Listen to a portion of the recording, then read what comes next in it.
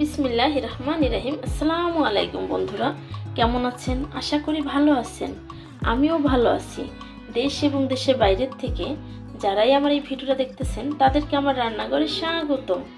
আজকে দেখাবো আমি পেঁয়াজের গুঁড়া, রসুনের গুঁড়া এবং আদার গুঁড়া নিজের হাতে কেটে শুকিয়ে গুঁড়া করে সেই গুঁড়া দিয়ে রান্নার রেসিপিটা। দেখতে পাচ্ছেন কতটা সুন্দর বা লোভনীয় হয়েছে আজকে আমার রেসিপিটা।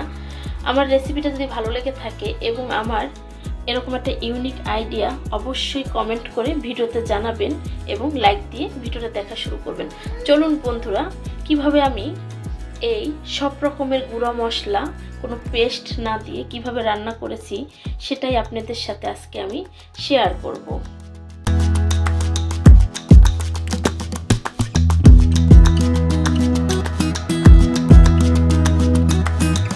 আমি আজকে এই গাছের বেগুন দিয়ে মাছ রান্না করব।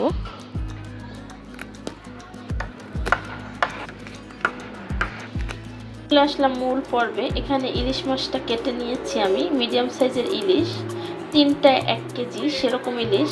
তো ইলিশগুলো একটু মোটা মোটা করে কেটেছি, ভাজলে কিন্তু চিকন হয়ে যায়, যার জন্য। এখানে পেঁয়াজ কুচি নিয়ে এসেছি, এখানে নিয়েছি নতুন আলু, আর নিয়েছি আমার গাছের যে বেগুনটা ছিঁড়ে নিয়ে আসছি দেখলেন সেটা। এখানে আমি যে মশলাগুলো আপনাদেরকে ভিডিওতে দেখিয়েছি আমি এর আগের পর্বে, সব কিন্তু গুঁড়া, সব গুঁড়া। এরকম যদি হয় আপনাদের জন্য কিন্তু অনেক ইজি হয়ে যাবে। আমার কিন্তু একটু পেঁয়াজ কেটেছি, যদিও কাঁচা দেওয়ার জন্য, না দিলেও কিন্তু চলবে। তো দেখতে পাচ্ছেন সব রকমের এখানে কিন্তু গুঁড়া মশলা, পেঁয়াজ থেকে শুরু করে রসুন, আদা। তো এখন আমি মাছটাকে মাখিয়ে নেব। প্রথমে প্যানে তেল দিয়ে দেব,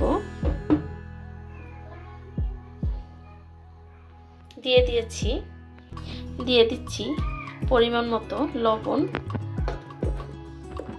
দিয়ে দিচ্ছি মরিচের গুঁড়া, দিয়ে দিচ্ছি হলুদের গুঁড়া। খুব সুন্দর করে মাখিয়ে নেব। মাছগুলো দিয়ে দিচ্ছি, প্রত্যেকটা মশলা খুলে নিয়েছি। এখানে দিয়ে দেব 1.5 চামচ হলুদের গুঁড়া। এটা কিন্তু 4 চামচের মাপ।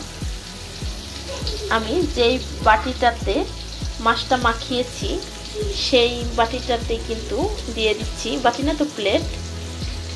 এটা যেহেতু আদার গুঁড়া, তো আমার এখানে 2 চামচের মতনই, 4 চামচের আদার গুঁড়া দেওয়ার কথা ছিল, সেখানে আমি 1 চামচ কিন্তু ভরে দেব না, সেই ক্ষেত্রে কিন্তু অনেক বেশি হয়ে যাবে, অল্প দিতে হবে।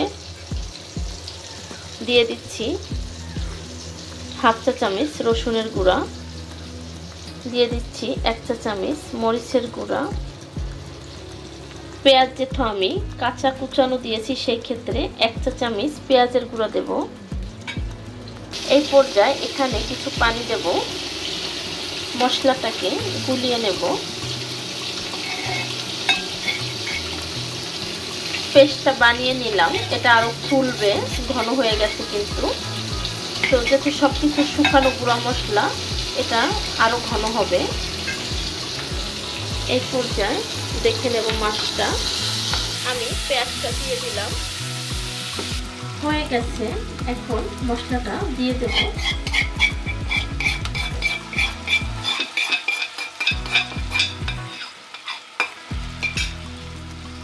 মশলাটাকে এখন কষিয়ে নেব। যেহেতু আমি গুঁড়া মশলা দিছি, সেই ক্ষেত্রে মশলা থেকে কোনো আদা রসুনের কোনো গন্ধই আসবে না।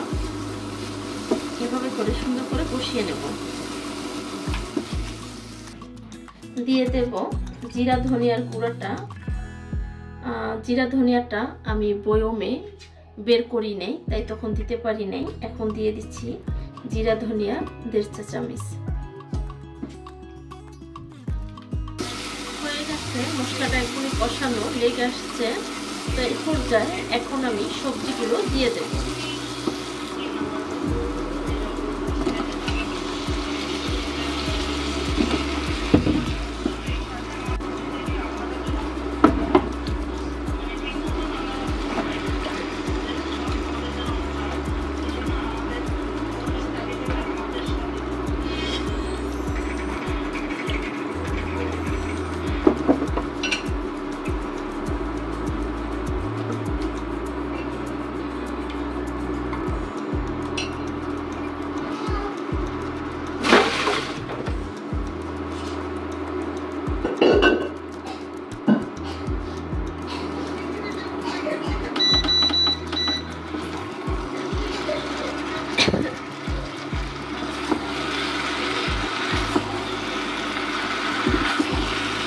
করে নেড়ে কষিয়ে নেব।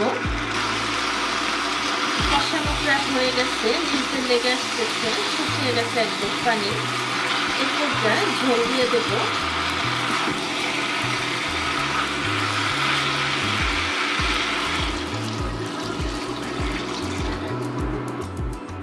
এই পর্যায়ে খুব সুন্দর করে নেড়ে দেব।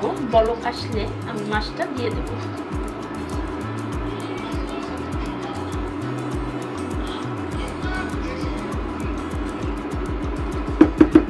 অফ ক্যামেরায় লবণটা দিয়ে দিয়েছিলাম, বলক চলে আসছে। এই পর্যায়ে মাছগুলো দিয়ে দেব। আমি কিন্তু একটু সবজি বেশি দিয়েছি, যেহেতু গাছের, তারপরে আবার ইলিশ মাছ দিয়ে, সেই ক্ষেত্রে একটু সবজি বেশি ভালো লাগবে খেতে।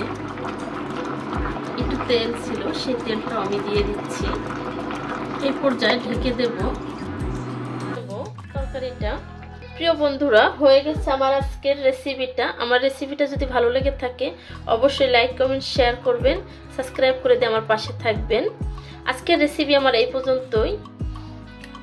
দেখা হবে নতুন কোনো রেসিপি নিয়ে। সেই পর্যন্ত ভালো থাকবেন। আসসালামু আলাইকুম, আল্লাহ হাফেজ।